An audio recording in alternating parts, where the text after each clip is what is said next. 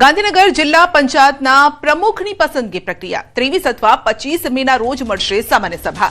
જિલ્લા પંચાયતમાં 2.5 વર્ષ માટે સામાન્ય સીટ પ્રમુખ પદના પ્રબળ દાવેદારોમાં 2 નામ રેસમાં છે। કારોબારી ચેરમેન તરીકે પણ 2 સંભવિત નામ। નારદીપુર બેઠકના રાજુ પટેલ પ્રમુખ પદના દાવેદાર છે।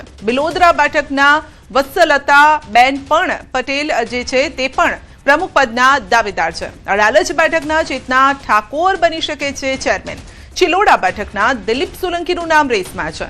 હોદ્દો મેળવવા માટે રાજકીય લોબિંગની પણ શરૂઆત થઈ ગઈ છે।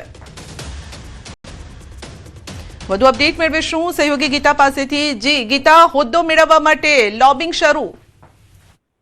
જી, સ્થાનિક સ્વરાજની ચૂંટણીઓ તાજેતરમાં પતી છે, ત્યારબાદ નિરીક્ષકોની ટીમે પણ અભ્યાસ કર્યો હતો અને પાર્લામેન્ટરી બોર્ડમાં તમામના નામ પણ ચર્ચાઈ ચૂક્યા છે। હવે ફાઇનલ વાત એ છે કે ગાંધીનગર જિલ્લા પંચાયતના વડાના પસંદગીની પ્રક્રિયાનું એક ફોર્માલિટી કમ્પ્લીટ કરવાની છે। આગામી 23 અથવા 25 મેના રોજ સામાન્ય સભા મળી શકે છે અને જિલ્લા પંચાયતમાં 2.5 વર્ષ માટે જનરલ સીટ માટે પ્રમુખ પદની